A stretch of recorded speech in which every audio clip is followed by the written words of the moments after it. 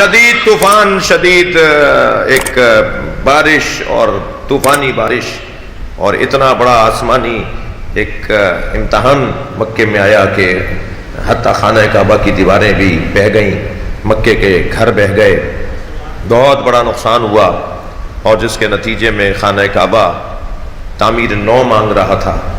24 قریش کے قبائل جمع ہوئے یہ سوچنے کے لیے کہ آخر کعبے کو کیسے تعمیر کیا جائے۔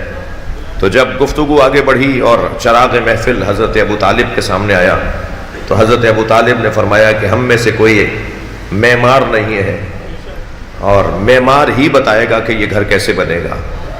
تو ابو طالب نے پہلا نظریہ دیا ایکسپرٹ کی رائے پر عمل کرنا، ماہر کی رائے کے اوپر بات کی جائے، ماہر جو کہے اسی کے اوپر تسلیم کر لیا جائے، اسی پر عمل کر لیا جائے۔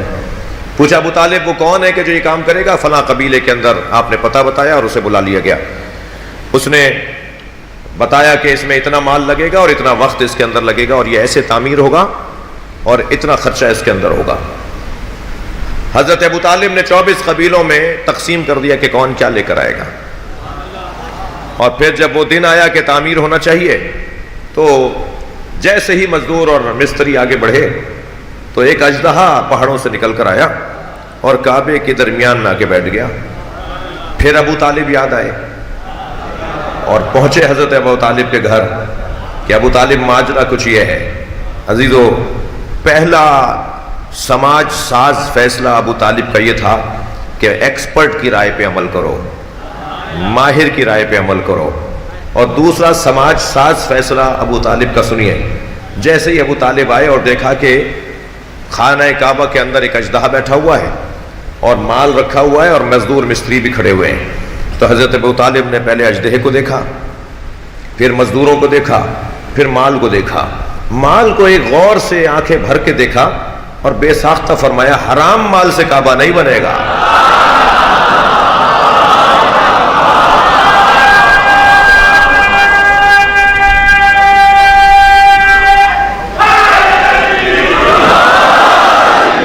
کر لی، گردنیں لٹک گئیں، کوئی کچھ نہیں کہہ پایا، جانتے تھے کہ بہت بڑی کمزوری ہے۔ اور پھر وہ مال اٹھا لیا گیا اور پھر وہ مال لایا گیا۔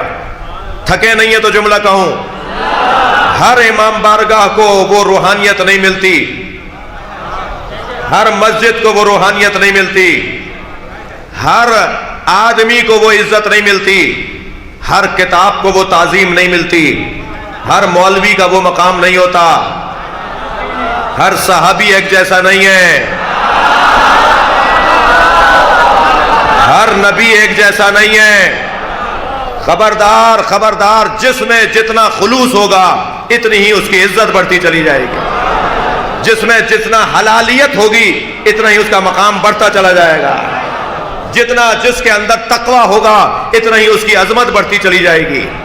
اللہ کے نبی نے سب سے پہلی مسجد جو بنائی ہے لَأُسِّسَ تقوی علی التقوی، تقوی کی بنیاد پر جس کی بنیادیں رکھی گئی ہوں، وہ لَأُسِّسَ مسجد علی التقوی، جس مسجد کی تقوی پر بنیاد رکھی جائے پھر وہ مسجد مسجد قباء بنتی ہے۔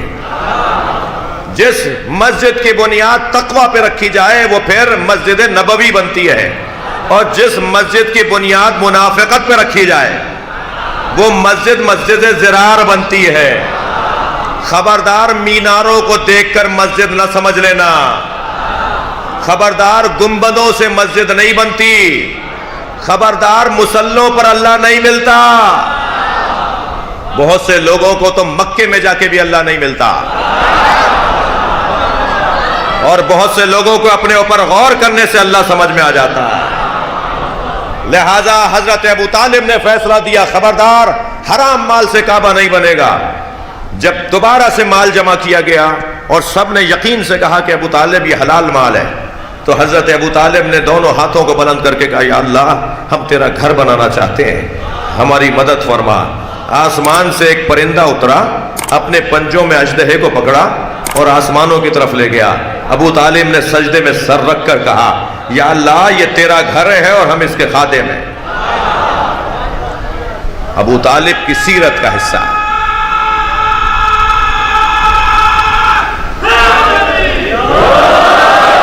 ابو طالب کی سیرت کا حصہ، ایکسپرٹ کی رائے پہ عمل کرو، ماہر کی رائے پہ عمل کرو.